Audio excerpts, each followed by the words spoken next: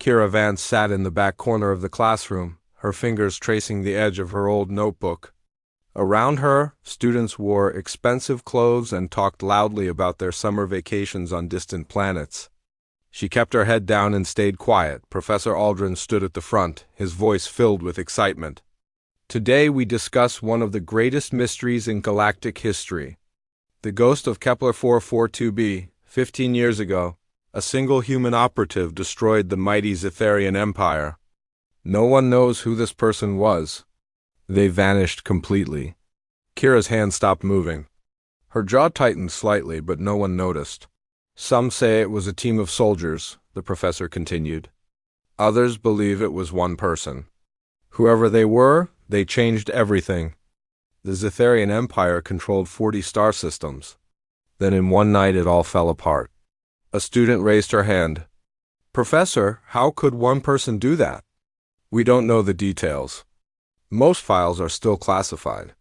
But the legends say this operative infiltrated the Imperial Palace itself. They destroyed the power core. The explosion killed thousands instantly and created chaos that spread across the entire empire. Within months, the empire collapsed into civil war. Kira stared at her desk. She remembered the heat of that explosion. The screaming. The smell of burning metal. She pushed the memories down deep where they always lived. After class, Professor Aldrin announced the group projects. You'll research famous military campaigns and present your findings. I'm assigning the groups now. Kira's heart sank when she heard her name paired with Marcus Chun, Stella Voss, and Tarek Hammond. These three were the children of wealthy diplomats. They made sure everyone knew it. Marcus turned to look at her, his face showing clear disgust. Seriously? We get stuck with the scholarship girl? Stella laughed. This is going to hurt our grade. She probably can't even afford proper research materials. Tarek just shook his head. Whatever. She can do the boring stuff. We'll handle the actual presentation. Kira said nothing. She had learned long ago that some battles were not worth fighting. That afternoon, the group met in the library. Marcus spread out his notes with confidence. I already know what we should do. The fall of the Zetharian Empire. My father helped negotiate the peace treaty afterward. I have inside information. Kira looked up. That could work. We should focus on the unconventional warfare tactics, the intelligence operations, the way small actions created massive consequences. Marcus stared at her like she had grown a second head. What would you know about military strategy? Have you ever even left this planet? You just think wrong, Stella interrupted. Marcus's father is Counselor Chun. He was actually there for the important stuff. You're here on charity. Maybe just let us handle the thinking parts. Kira's hands curled into fists under the table. Across her knuckles were small scars, thin white lines that no one ever asked about. She forced her hands to relax. I'll do the research then, she said quietly. Whatever you need. Great, Marcus said, already losing interest. Just make sure it's done right. My father will be visiting campus next month. I want to make sure our presentation is perfect. After the meeting ended, Kira walked alone to the observation deck. This was her favorite place on campus. Through the massive windows, she could see stars stretching endlessly into space. Somewhere out there was Kepler 442b. Somewhere out there was the palace she had destroyed. She was 19 years old when they sent her on that mission. Just a kid, really. They trained her for 6 months and told her she would save billions of lives. They were right. She did save billions of lives, but she also took thousands. The door opened behind her. Kira's body tensed automatically. Her eyes scanned for exits. Her weight shifted to the balls of her feet. Old instincts never died. It was just another student passing through. The girl didn't even look at Kira. No one ever really looked at her. That night, Kira returned to her tiny dorm room. The space was almost empty. A bed, a desk, some books. On the shelf sat a single personal item, a sealed black case. She never opened it. Inside was her old combat suit and a plasma pistol, both deactivated. Keepsakes from a life she was trying to forget. She pulled out her research materials for the group project. The official histories of the Zetharian Empire's fall. She had read them before. They were half lies and propaganda. She knew because she had helped write some of those lies. The Federation wanted to hide how they actually won that war. As she read, memories came flooding back. The Imperial Palace at night. The guards she had befriended to gain access. The moment she placed the charges on the power core. The weight of the detonator in her hand. The choice she had to make. Complete the mission and kill everyone in the blast radius, or abort and let the Empire launch their genocide against human colonies. She had chosen. The explosion still echoed in her nightmares. Kira closed the book and stared at the ceiling. Maybe she could help Marcus and the others understand what really happened. She could never tell them she was there, but she could guide them to the truth. The next week passed slowly. Marcus barely spoke to her except to give orders. Stella made jokes about Kira's cheap clothes. Tarek just ignored her completely. In class, Kira stayed silent even when she knew the answers. It was easier that way. Then came the mandatory social mixer. All students had to attend. Admiral Helena Cross was giving a speech about military service and honor. Kira tried to hide in the back of the crowd. Admiral Cross was an elegant woman in her 50s, wearing her uniform with pride. She talked about sacrifice and duty. Her words were pretty but empty. Kira had heard similar speeches before. Then the Admiral's eyes swept across the crowd. They locked onto Kira. The Admiral's expression changed instantly. The polite smile vanished. Her eyes went wide with recognition. She stopped speaking mid-sentence. Kira's blood ran cold. Someone had finally recognized her. Admiral Cross recovered quickly, finishing her speech with forced calm. But she kept glancing at Kira after the speech ended. The Admiral walked directly toward her through the crowd. Kira considered running. Her legs were ready. The nearest exit was 12 meters away. She could disappear into the campus buildings and be gone within minutes, but she was tired of running. The Admiral stopped in front of her. She leaned close and whispered something so quietly that no one else could hear. It was a code phrase, a sequence of words that only 2 people in the entire galaxy should know. Kira's cover was blown. "We need to talk," Admiral Cross said softly. "Somewhere private?" "Right now." Kira nodded. As she followed the Admiral out of the room, she felt eyes watching her back. Her classmates probably thought she was in trouble. They had no idea that the real trouble was just beginning. Everything she had built here, her quiet life, her attempt at being normal, was about to fall apart. And somewhere in the crowd, someone else was watching too. Someone with cold eyes and a mission of their own. Admiral Cross led Kira to an empty conference room. The door sealed behind them with a soft click. For a long moment, neither woman spoke. "Agent Phantom," the Admiral finally said. "After all these years, I thought you were dead." Kira flinched at the old code name. "That person is dead? I'm just a student now." "A student?" The Admiral shook her head. "Do you have any idea how many people have been searching for you? The ghost of Kepler 442b is the most famous unknown person in the galaxy. I don't want to be famous. I just want to be left alone." Admiral Cross sat down heavily. "I kept your survival classified. When you disappeared after the mission, I reported you as killed in action. Only 3 people in Federation Command knew the truth, and 2 of them are dead now. Why did you protect me?" "Because I read your mission reports. All of them. The classified ones. I know what they asked you to do. I know what it cost you." The Admiral's voice softened. "You were 19 years old. They should never have sent someone so young." Kira felt something tight in her chest loosen slightly. "Thank you." "Don't thank me yet. Someone has been digging into classified files. Searching for information about you? I don't know who or why, but they're getting close to connecting Kira Vance to Agent Phantom. What should I do?" "Stay alert. Stay safe. And for heaven's sake, don't do anything that draws attention." The Admiral paused. "Though I suspect it's too late for that." "How did you end up at the Academy?" "I wanted to learn. To be around people who think about history and ideas instead of death and missions. I wanted to be normal." Admiral Cross smiled sadly. "You were never normal. And neither was what you did. But maybe you deserve the chance to try. They talked for another hour. The Admiral promised to keep investigating the security breach. Kira promised to be careful. When they finally left the conference room, Kira felt both relieved and terrified. The group project continued. Marcus had decided their presentation would focus on how the Zitharian Empire fell due to internal weakness and poor leadership. Kira knew this was completely wrong. Actually, she said during their next meeting, the Empire was very strong internally. The collapse came from external infiltration. Specifically, someone destroyed their central power grid and communication network simultaneously. Marcus laughed. Where did you read that? Some conspiracy website? It's in the classified reports.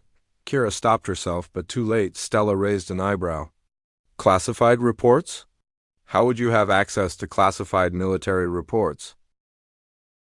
I meant it's in the theories. People who study these things have theories. People who study these things, Marcus repeated mockingly. You mean like my father, who was actually there? Or do you think you know more than a Federation counselor? Kira stayed silent. She did know more than counselor. Chun. She knew exactly what happened because she was the one who made it happen. Professor Aldrin was watching this exchange with interest. After class, he called Kira to his desk. You seem to know quite a bit about unconventional warfare tactics, he said carefully. More than most students. More than you should, really, unless you've had specialized training. I just read a lot, Professor.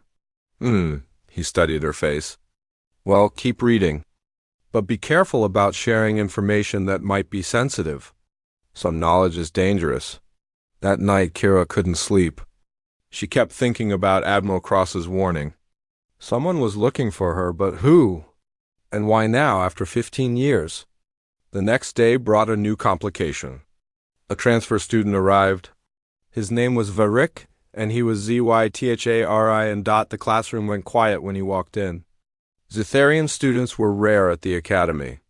The peace treaty was still fresh, and many humans still hated them for the attempted genocide. Varik was young, maybe 22 or 23. He had the distinctive silver skin and dark eyes of his species. Scars ran down the left side of his face, burned scars, like someone had been caught in an explosion. Professor Aldrin introduced him. Everyone welcome Varik. He's here under the cultural exchange program. I expect you all to treat him with respect. Varik's eyes swept across the room. They stopped on Kira. For just a moment, something flickered in his expression. Recognition? Suspicion?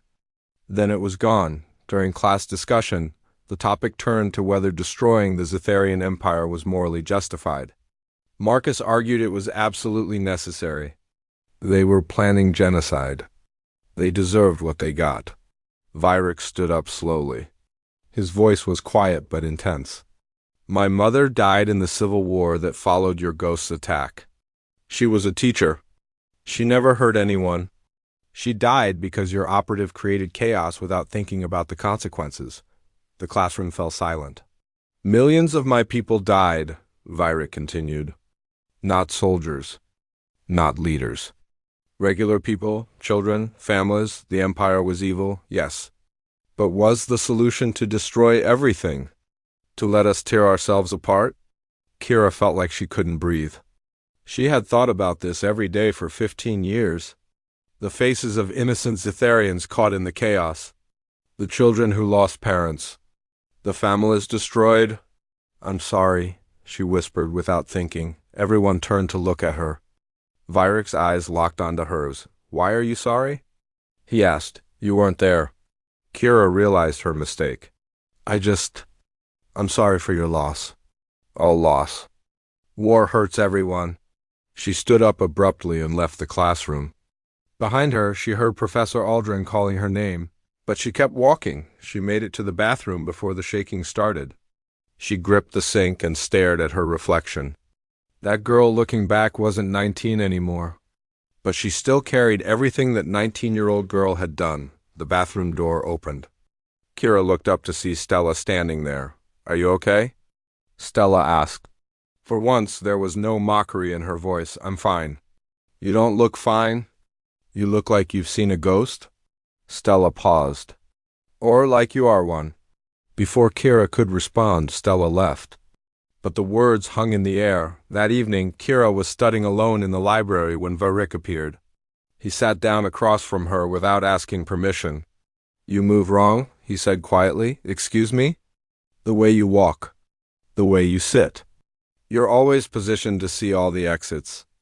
You scan every room when you enter. Your hands have scars that look like combat training injuries. He leaned forward.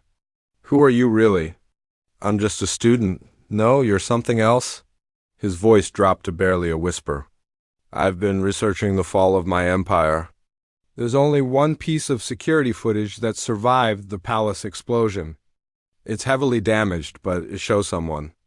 A human, young, female, and the way she moved. He stared at Kira intently. She moved just like you do.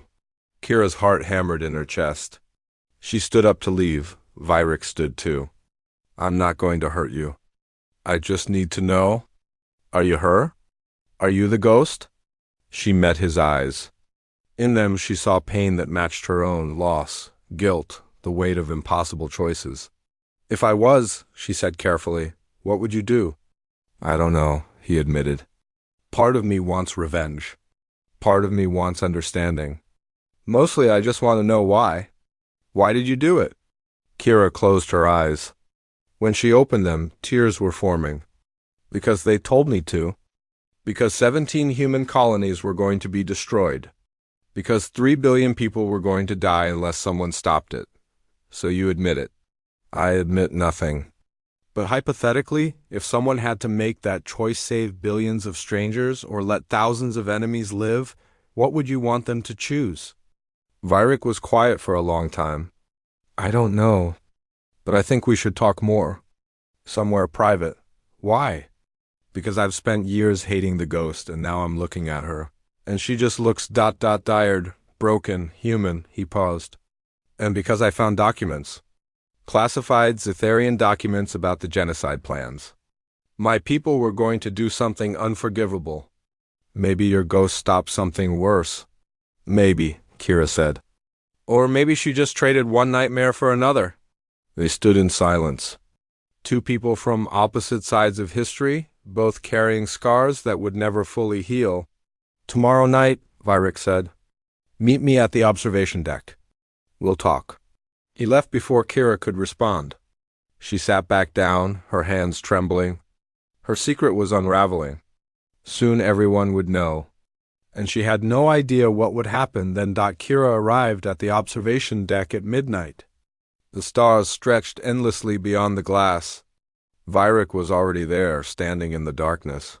You came, he said. You knew I would. They sat on the floor, backs against the wall, staring at the stars. For a long time neither spoke. Finally, Varric broke the silence. My family lived on Zither Prime. My mother taught literature. My father was an engineer. My little sister was 7 years old. She liked to draw pictures of spaceships. Kira's throat tightened. When the Empire fell, chaos spread everywhere. No government. No order. Warlords took over. Our city burned. My father died trying to protect us. My mother got us onto an evacuation ship, but it was attacked. She put me and my sister in an escape pod. She stayed behind to help others. His voice cracked. I never saw her again. And my sister died 3 months later because we couldn't get medical supplies. The medicine existed. It just couldn't reach us through the chaos. I'm sorry, Kira whispered. I'm so sorry. Are you? Or is that just something you say? Varric turned to look at her. Tell me why you did it. I need to understand. Kira took a deep breath. The Zetharian Empire was planning to destroy 17 human colony worlds. Complete genocide. 3 billion people. Men, women, children. All of them. The attack was scheduled for 3 weeks after I infiltrated the palace.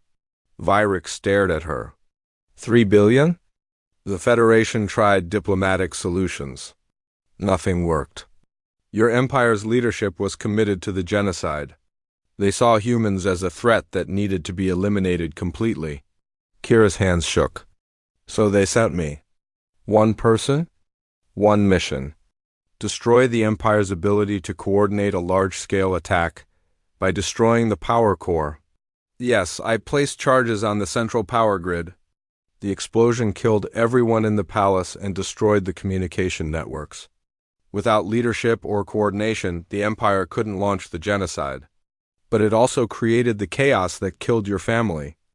And millions of others. Vyrick was quiet. Then he pulled out a small data pad. I found these files in my Empire's archives. They were buried deep, but I'm good with computers. He handed it to her. Kira read the Zetharian text. Her hands started shaking harder. It was all there. The genocide plans. The target colonies. The estimated human casualties. 3.2 billion people. They were really going to do it, she said. Yes, my people were going to commit an atrocity. Your ghost stopped it. But the cost, Vyrick's voice broke. The cost was everything I loved. I know. I think about it every day. Every single day for 15 years. I see their faces. The guards at the palace who I befriended. They were just doing their jobs. They had families too. And I killed them. How old were you? 19. Vyrick let out a bitter laugh. 19.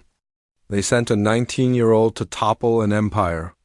What kind of people do that? The kind who are desperate. The kind who need someone expendable. After the mission, I was supposed to disappear. They gave me a new identity and told me to never speak about it again. Kira looked at him. You could destroy me. You could tell everyone who I am. You'd probably be a hero to a lot of people. Would it bring back my family? No. Would it undo any of the pain? No. Then what's the point? Vyrick stood up and walked to the window. I came here hating you. I spent months tracking down information, following leads, trying to find the ghost. I imagined confronting you. Maybe killing you. Making you pay for what you did. Kira stood too, her hand instinctively moving toward where she used to carry a weapon. Old habits. But now I'm here, Vyrick continued, and you're just a tired girl who made an impossible choice. And I'm just an angry boy who lost everything and we're both broken. He turned to face her. I don't want revenge. I want my family back. But that's impossible. So what do we do now? I don't know. They stood in silence again, two people carrying impossible weights. Maybe we help each other, Vyrick said. Maybe we're the only two people in the galaxy who can understand what this feels like. Before Kira could respond, her communicator buzzed. It was Admiral Cross. The message was urgent. Threat detected. Black Knife mercenaries on campus. You need to leave now. Kira's blood ran cold. Black Knife Syndicate were professional killers, expensive and effective. I have to go, she said to Vyrick. What's wrong? There are people here who want me dead. Dangerous people. Then I'm coming with you. No, it's not safe. I didn't survive a civil war and travel across the galaxy to hide now. If someone's coming for you, they might come for me too. I know too much, Vyrick's jaw set stubbornly. Besides, you saved 3 billion human lives. Maybe I can help save one. They ran through the campus together. Kira's mind was racing. Who? Sent the mercenaries? Why now? Admiral Cross met them at a secure facility near the edge of campus. She had 4 armed security guards with her. How many mercenaries? Kira asked. We've identified at least 6 on campus. Probably more. They're posing as maintenance workers and visiting professors. The Admiral looked grim. Someone very powerful wants you dead. The Black Knife Syndicate doesn't come cheap. Who hired them? We don't know yet, but I have a theory. Admiral Cross pulled up a holographic display. Remember I said someone was digging into classified files? I traced the breach. It originated from a government terminal. Someone in the Federation government is looking for you. That's what I'm trying to figure out. But whoever it is, they have resources and connections? The Admiral paused. There's something else. Counselor Chun requested your student file 3 days ago. Kira felt sick. Marcus's father? Yes, I don't know if it's connected, but the timing is suspicious. The next day, Kira tried to act normal. She went to classes. She avoided Marcus and his group. She kept her head down, but at the group project meeting, everything fell apart. Marcus was furious.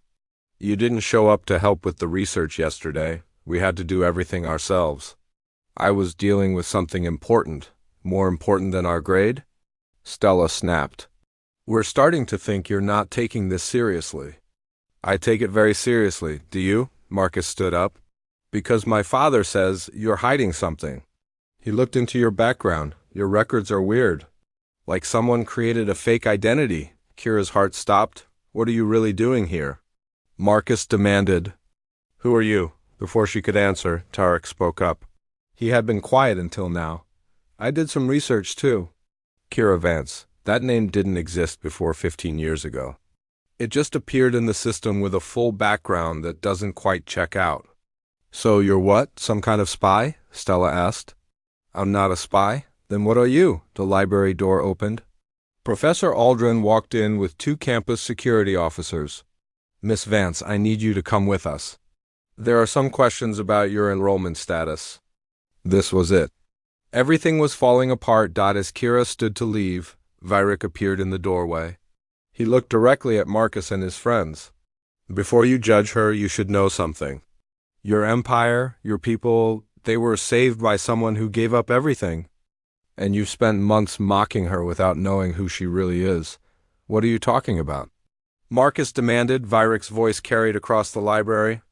"You want to know who Kira Vance is? She's the ghost of Kepler 442b. She's the one who destroyed my empire. And she's the reason 3 billion human colonists are still alive." The library went completely silent. Marcus stared at Kira in shock. That's impossible." "Is it?" Vyrick asked. "Look at her, really look at her. She moves like a soldier. She knows things no student should know. And she carries the weight of someone who's killed thousands of people to save billions more." Stella's face had gone pale. "Oh my God," Professor Aldrin stepped forward. "Is this true?" Kira met his eyes. She was tired of hiding, tired of lying. "Yes," she said quietly. "It's true. My real name is Agent Phantom. I was 19 years old when they sent me to destroy the Zetharian Imperial Palace. I succeeded. The Empire fell. 3 billion humans lived. And I've spent every day since trying to figure out how to live with what I did." The room erupted in chaos. Students started shouting questions. Campus security moved to surround her. Professor Aldrin looked shocked, and in the crowd near the door, Kira saw them. 2 men in maintenance uniforms. But their eyes were cold and professional. Black Knife mercenaries. They were here. And everyone in this library was in danger. "Get down!" Kira shouted. The mercenaries pulled out weapons. Laser fire filled the library. The first laser blast took out a computer terminal. Students screamed and dove for cover. Campus security drew their weapons, but the mercenaries were faster and better trained. Kira moved without thinking. Years of buried instincts took over. She rolled behind a bookshelf as laser fire burned through the air where she had been standing. Her hand grabbed a metal chair, and she threw it at the nearest mercenary. It hit him in the chest, knocking him back. "Everyone out the back exit," she shouted. Now, more mercenaries appeared at the main entrance. 6 total, all armed with military-grade weapons. This wasn't a capture mission. They were here to kill everyone. Admiral Cross's security team engaged the mercenaries. Laser fire lit up the library in flashes of red and blue. Books burned. Shelves exploded. Kira grabbed a fallen security guard's weapon. The weight felt familiar in her hands. Wrong, but familiar. She moved between the shelves with practiced efficiency, covering the fleeing students. Marcus was frozen in panic.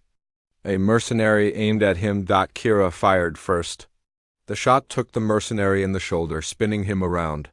She fired twice more, dropping him completely. "Move!" she yelled at Marcus. He stared at her like he was seeing a ghost. Maybe he was. Stella and Tarek were helping other students toward the exit. Professor Aldrin had grabbed a fire extinguisher and was using it as a weapon, spraying foam at the mercenaries to blind them. Vyrick appeared at Kira's side. "I can help. I was in the Civil War. I know how to fight. Stay behind cover." These are professionals. So were the warlords who killed my family. I learned from them. He picked up debris and started throwing it at the mercenaries, creating distractions. It wasn't much, but it helped. Admiral Cross was coordinating her security team with military precision. We need to get everyone to the secure bunker. Kira, can you cover the retreat? Yes, ma'am. Good. When everyone's clear, we seal the exits and trap them inside. It was a solid plan. But more mercenaries were arriving. This was a full assault team. Someone really wanted her dead. Kira moved through the chaos like water. Duck, roll, shoot, move.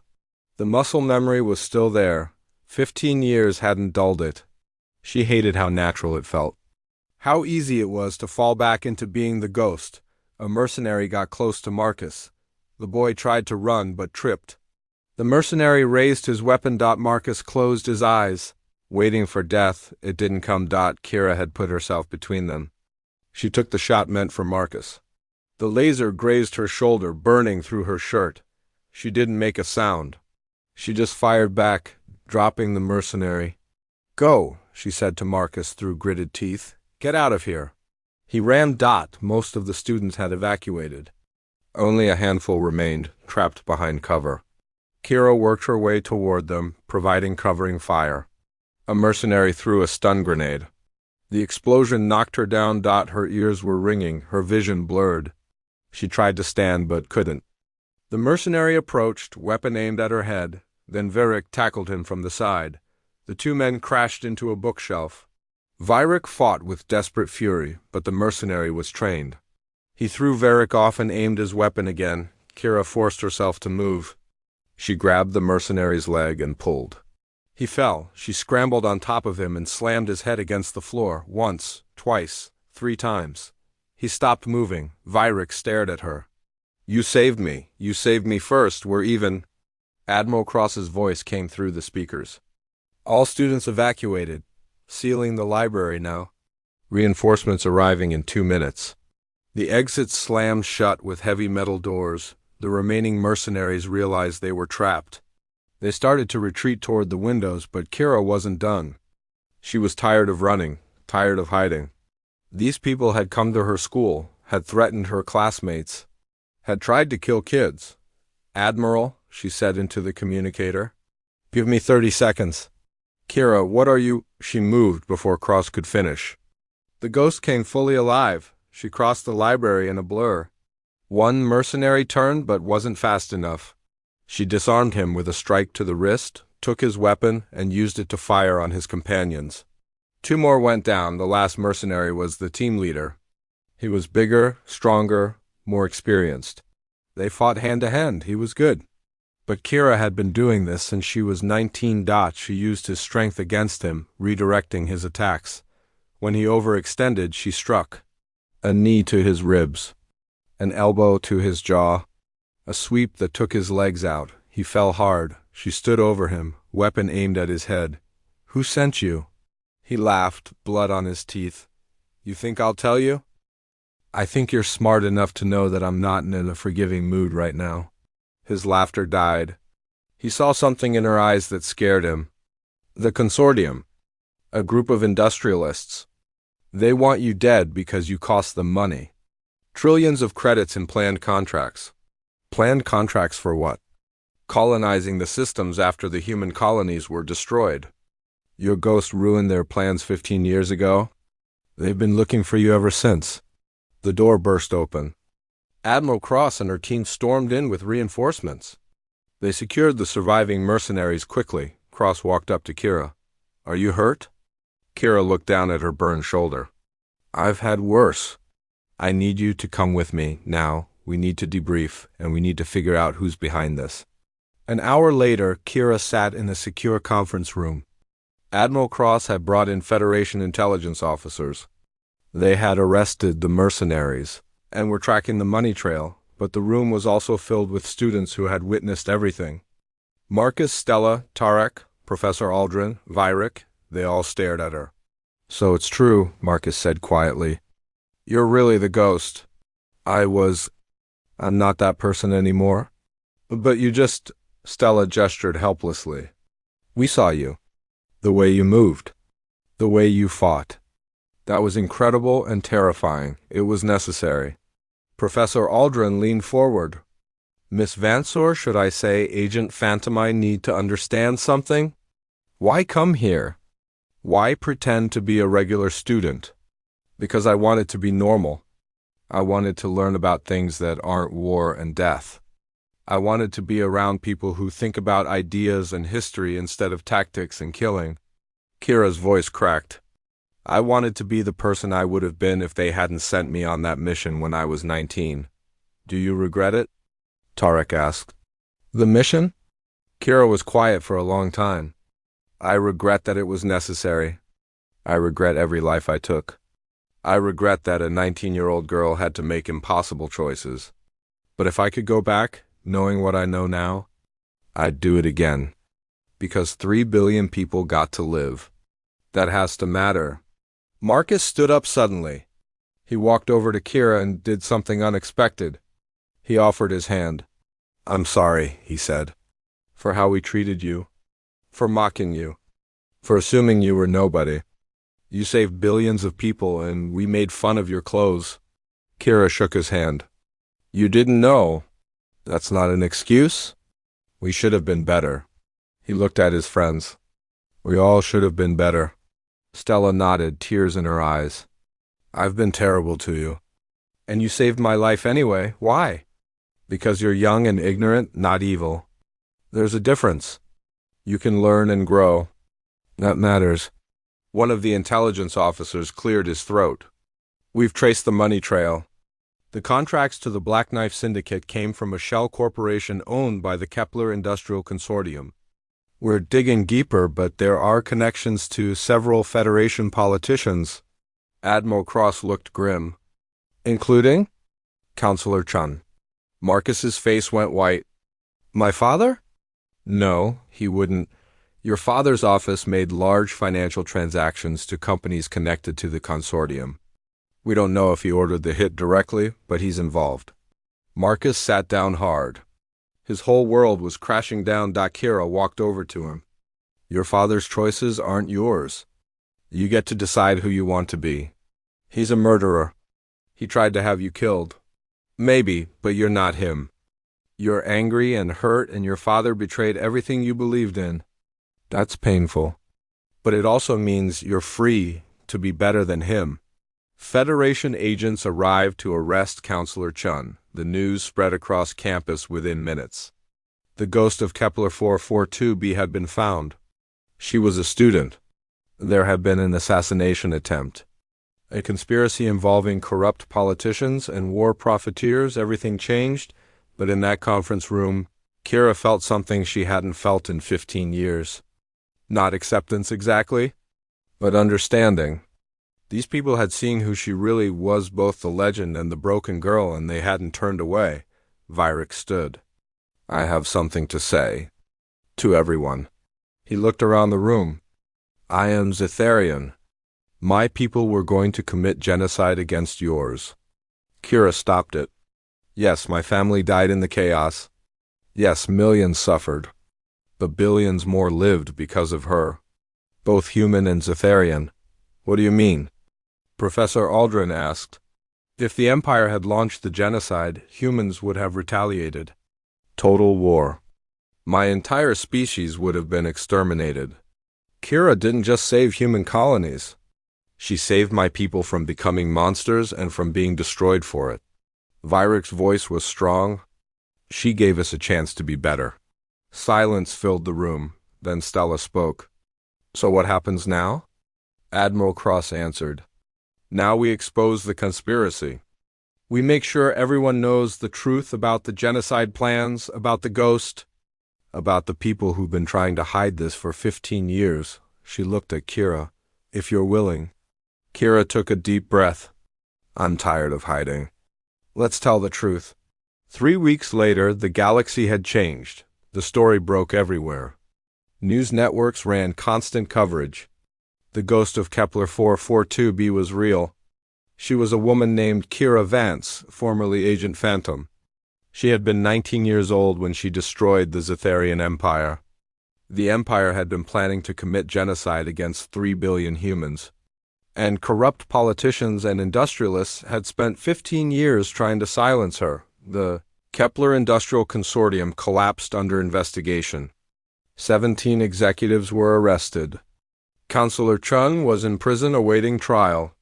More politicians fell every day as the conspiracy unraveled, but Kira wasn't focused on any of that. She stood in front of a classroom. Her classroom. New Terra Academy had asked her to teach a course on the ethics of warfare. She had agreed, but only on her terms. 30 students sat before her. Some looked at her with awe, some with fear, some with curiosity. Marcus, Stella, and Tarek were in the front row. Virik sat beside them. "Good morning," Kira said. "This class is called The Cost of Necessary Violence. We're not going to talk about tactics or strategy. We're going to talk about something harder. The weight of doing terrible things for good reasons." She looked at each student. "My first lesson is simple. The day that killing becomes easy is the day you've lost your humanity. I killed thousands of people 15 years ago. I can tell you exactly how many. 2,347. I know because I counted. I memorized their faces from security footage. I learned their names when I could." The classroom was silent. Every single one of them was someone's child.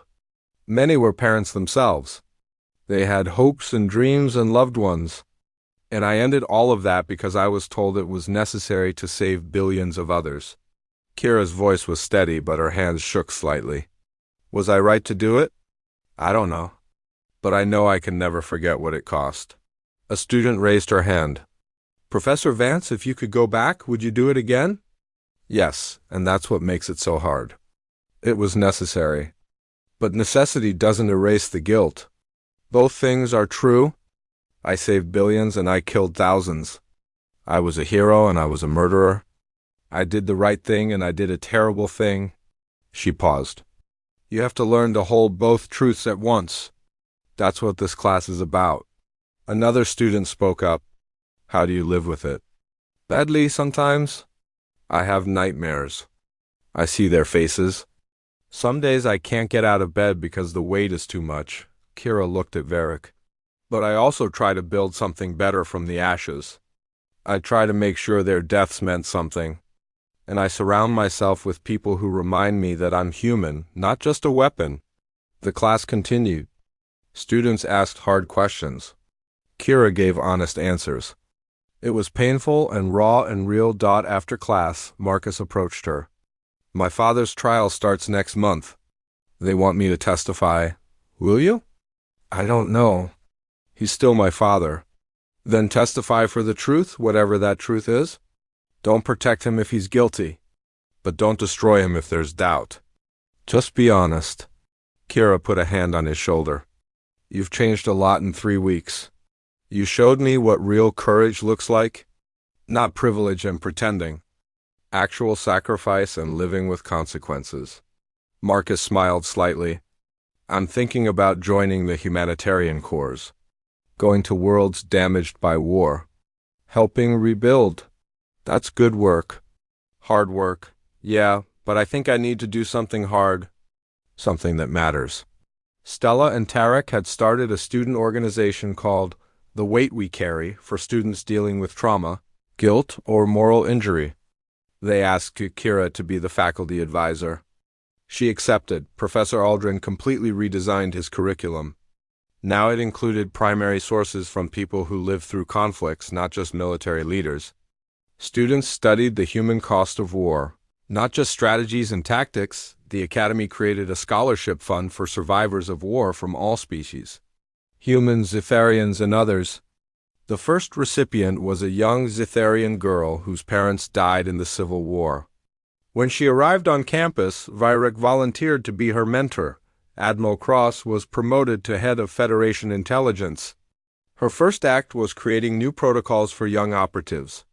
No one under 25 would be sent on solo Black Ops missions. She called it the Phantom Protocol.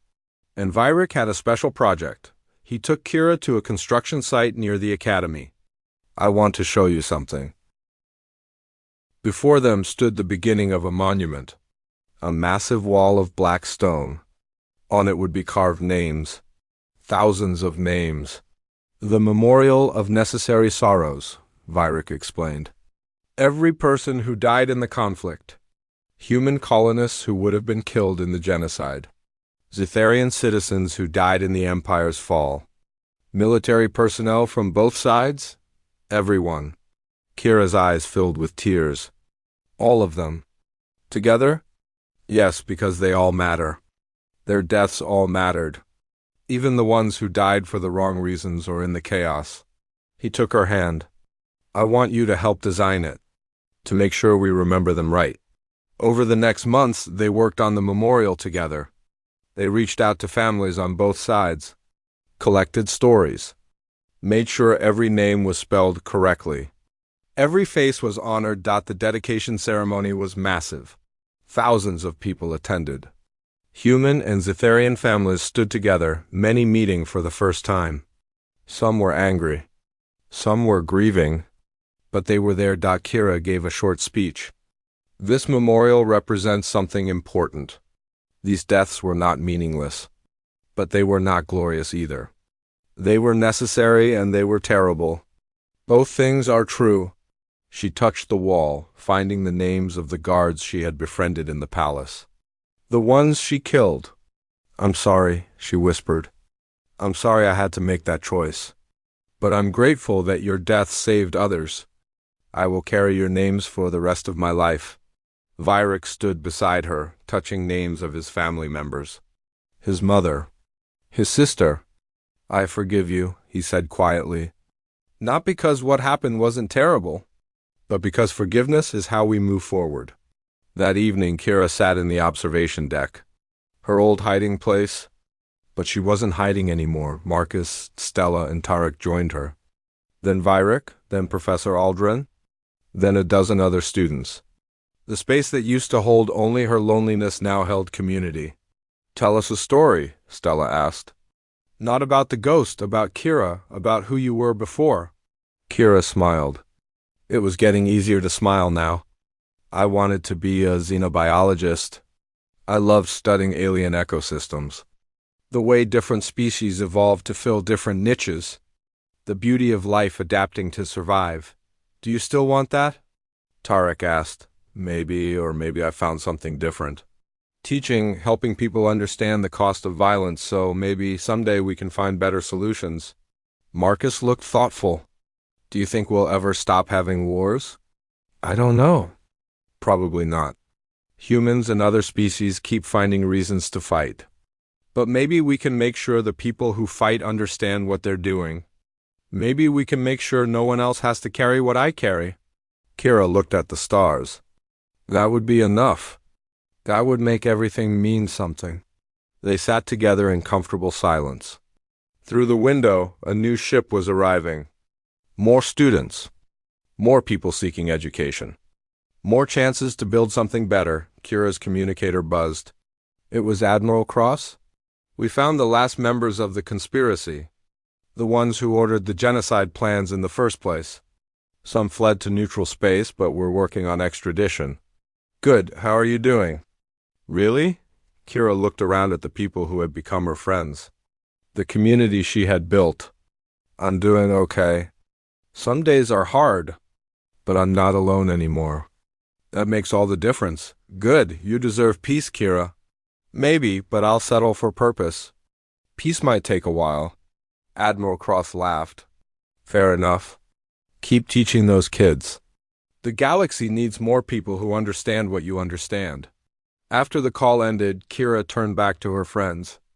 Okay, who wants to hear about the time I accidentally destroyed an ecosystem because I didn't understand alien plant biology? They laughed and settled in to listen.